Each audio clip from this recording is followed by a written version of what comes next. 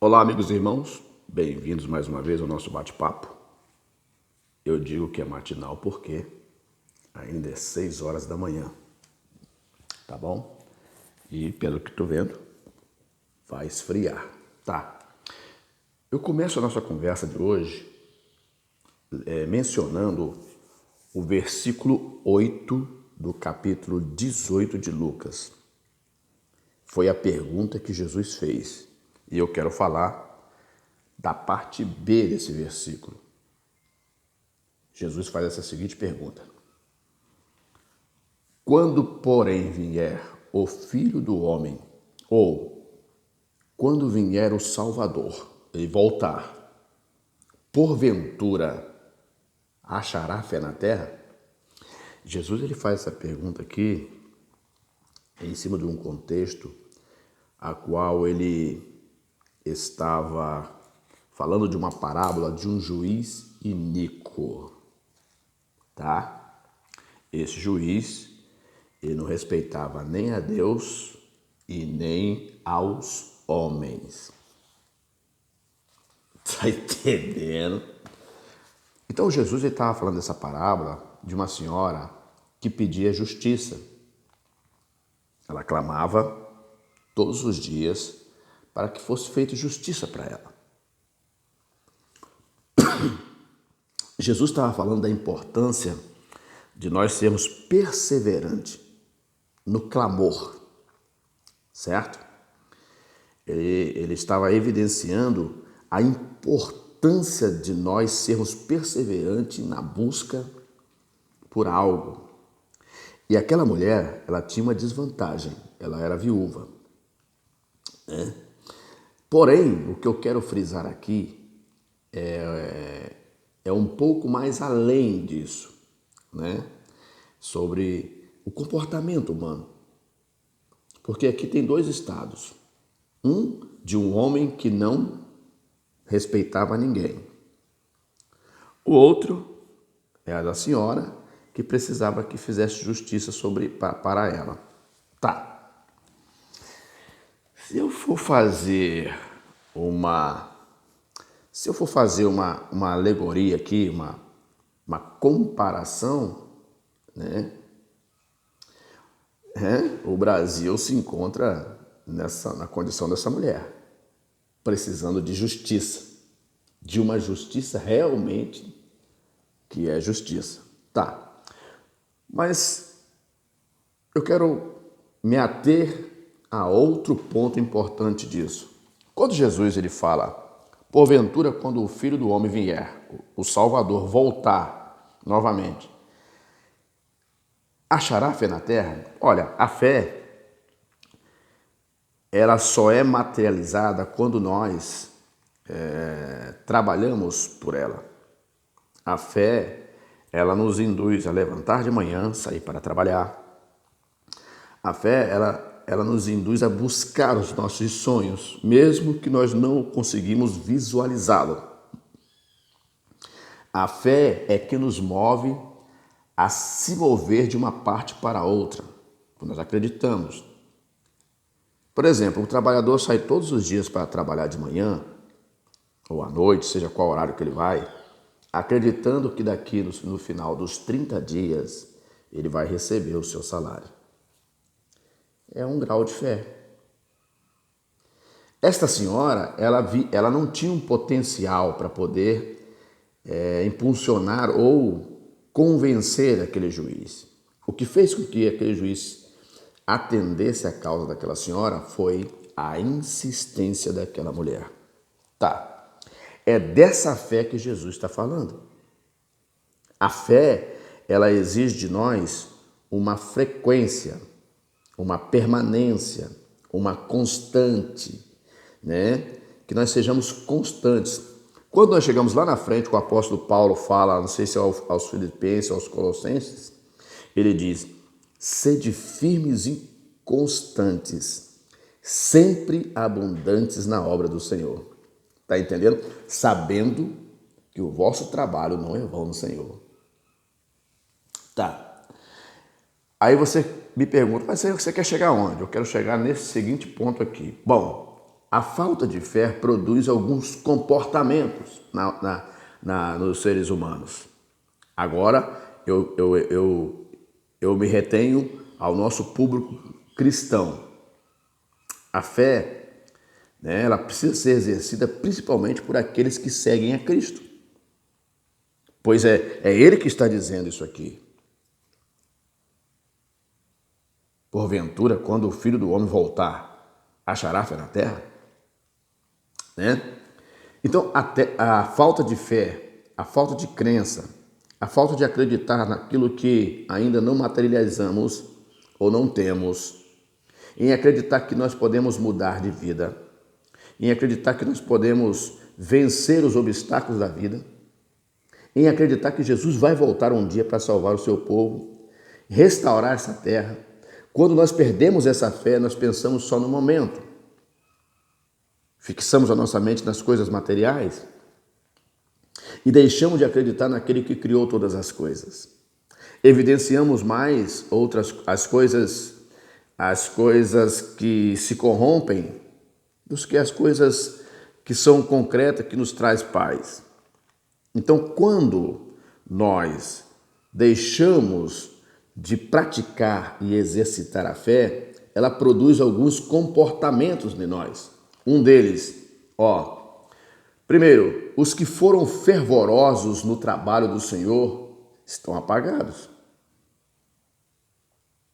Quantos que foram fervorosos, trabalhadores, firmes, pessoas que produziram, levaram almas aos pés do Senhor, oraram pelos enfermos, eles foram curados, por pessoas problemáticas, pregaram o evangelho às pessoas que estavam caídas, tiraram pessoas das trevas e levaram até os pés de Deus, mas hoje estão apagados. É uma das coisas que a falta de fé produz, é quando nós deixamos apagar a chama do Espírito Santo dentro de nós. Segundo, a falta de fé também produz muitos desviados, né? É crescente, dia após dia, o número de desviados da casa de Deus. Nós temos que pensar com isso. Alguém pode me perguntar assim, mas Marco, o que eu faço para exercitar a fé? Olha, primeiro você precisa confiar naquele que é criador dos céus e da terra, confiar em Deus. Amar a Deus sobre todas as coisas. Se você não fizer isso, você não exercita a fé, porque por ele nós existimos. Então é crescente o número, é muito grande o número de desviados da casa de Deus, dos que desistiram de ser servo de Deus, simplesmente porque se enganaram a achar que estavam vivendo sobre o peso de um jugo. Jesus disse, o meu jugo é suave e o meu fardo é leve. Quando nós não compreendemos aquilo que Deus quer de fato de nós, nós achamos que o seu jugo é pesado. E desviamos. E desistimos de ser crente, de confiar em Deus. Mesmo sabendo que a vida fora de Deus é ruim, eu escolho viver lá fora. Por isso cresce o número de desviados. Terceiro, os desanimados. Quantos estão no caminho? Está ali, seu nome está no rol de membro da igreja, está lá, o seu nome consta, toma a sua Santa Ceia mensalmente, mas está desanimado, sem ânimo, sem força, não consegue produzir nada, não consegue trabalhar para que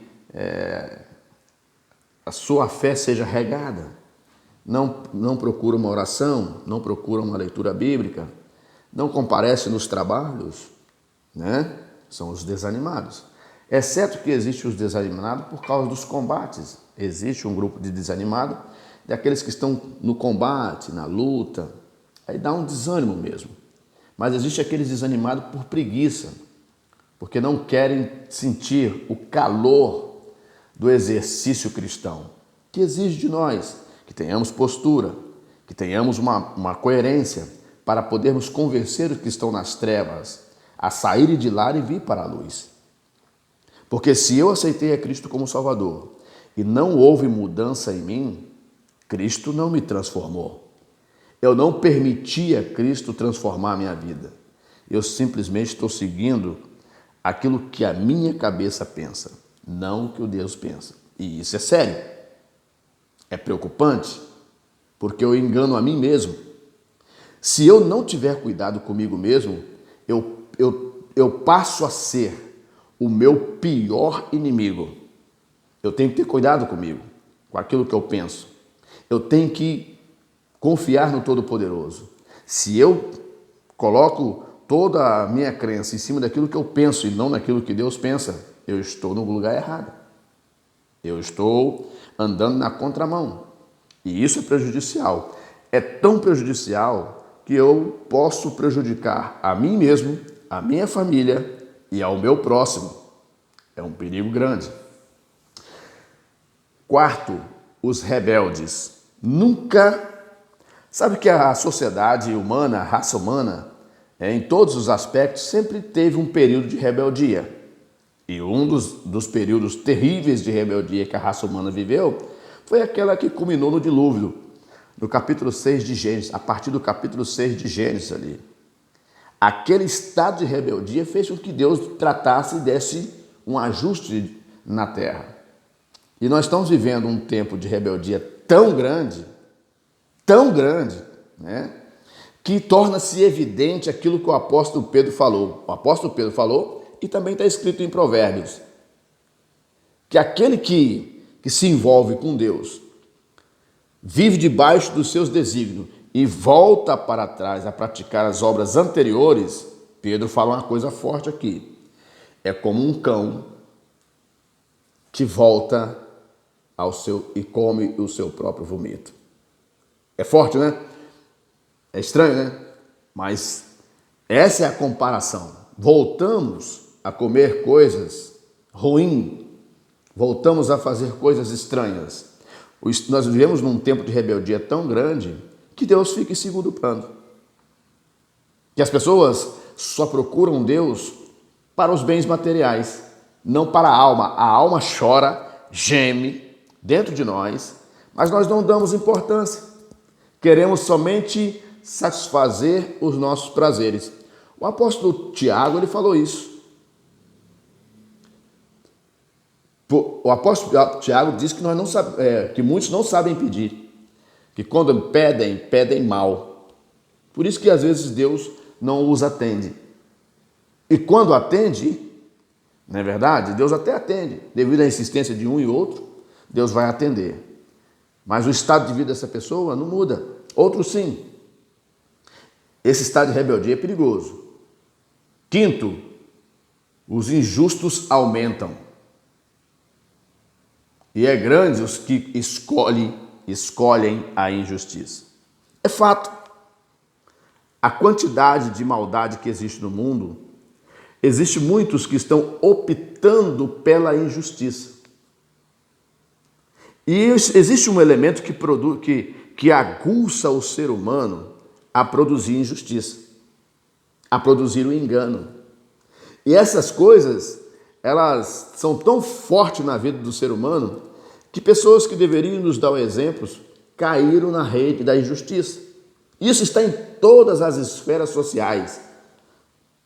Lá na Suprema Corte, no Congresso Nacional, no Senado, na OAB, nas igrejas e nas famílias, na sociedade como um todo.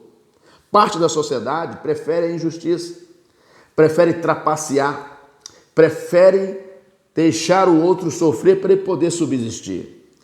Quantos que sobrevivem com o sofrimento do outro, com o sofrimento alheio? Quantos que para poder viver precisa tirar a vida de alguém? Quantos que para poder ter conforto preferem dar cabo da vida de alguém? Então, nós vivemos desse estado de espírito em que muitos, eles se vangloriam na injustiça. Alguns estão em algumas esferas do poder e contam com o status que têm, com a autoridade que têm, para produzir as mais terríveis injustiças. A justiça realmente ela não é praticada fora e dentro da igreja. Quantos dentro da igreja procuram ser injustos? E isso é um perigo. Isso é o reflexo da ausência de fé. Quando nós confiamos em Deus, naquele que criou todas as coisas, nós o respeitamos. Sexto, agora são reflexo, o aumento da violência. Aumento da violência, muito mais. Conflitos familiares, conflitos conjugais, conflitos sociais, conflitos entre instituições, conflitos entre organizações, conflitos entre os próprios irmãos, conflitos entre igrejas. Nós nunca vivemos um tempo tão nebuloso igual nós estamos vivendo agora. As pessoas que estão lá fora não sabem para onde vai, porque surgem novos grupos todos os dias e apontam para uma direção totalmente diferente. E nunca apontam para Deus. Apenas usam o nome de Deus como plano de fundo para convencer a outro, porque o nome de Deus é forte, tem impacto, tem peso. Ainda, né? Outros sim, a palavra de Deus, a Bíblia Sagrada. Quantos se utilizam desse livro para si mesmo? Então, o estado de injustiça, ele é grande e a violência aumenta. As pessoas estão mais violentas umas com as outras. Sétimo, o surgimento, que eu já falei aqui, o surgimento de igrejas conforme o gosto, não conforme a vontade de Deus, para atender um grupo específico. Você está entendendo o que é o negócio? As pessoas estão... O que acontece? Em todas as esferas sociais, aparece sempre alguém querendo defender determinado grupo. Isso acontece lá fora na sociedade. E as pessoas daquele determinado grupo são manipuladas. E quem se sobressai é apenas um grupinho de pessoas que usufrui daquele determinado grupo, em qualquer classe, seja dos negros, dos pobres, LGBT, seja qual for, são manipulados e criam guerra entre classes. Nós estamos vendo aí que há uma guerra silenciosa, mas ela vai tornar-se evidente, né, do bem contra o mal, onde os cristãos poderão sofrer uma perseguição no futuro. Os cristãos devem pensar com seriedade. Não devem ficar perdendo tempo com coisas que não levarão a nada. Oitavo, a pergunta que a maioria faz: o que eu devo fazer para poder voltar a ter fé? Volta a ser o crente que você era. Volte a ser praticante, volte a buscar a Deus, a se envolver com Deus, a fazer a vontade de Deus, andar nos desígnios de Deus, respeitar, né, os desígnios do Senhor. Se o outro não quer, deixa o outro. Eu acho interessante e aqueles que não querem convencer os outros a não querer também. Eu acho isso um erro, né? Não existe nada melhor do que você estar em paz com Deus, com seu próximo. Então, siga o teu caminho, siga a Deus, siga a vontade de Deus. Se alguém está te convidando a ter um outro estilo de vida, tá? Você deve fazer a seguinte indagação: esta pessoa é o meu Deus? Se não é, eu vou ficar com aquilo que Deus quer de mim. Deus quer que eu seja honesto, Deus quer que eu seja coerente, Deus quer que eu seja respeitoso, Deus quer que eu guarde sua palavra, que eu seja um cristão praticante. Então eu vou ser isso que Deus quer. Então existe hoje em dia muito Maria vai com as outras. Então Jesus fez a seguinte pergunta lá, no meio de um estado de injustiça que aquela senhora estava vivendo. Ele fez a seguinte pergunta: porventura, quando o Filho do Homem voltar, quando o Salvador vier buscar a humanidade, buscar os salvos, achará fé na terra? Pense nisso. Nós conversamos numa próxima oportunidade.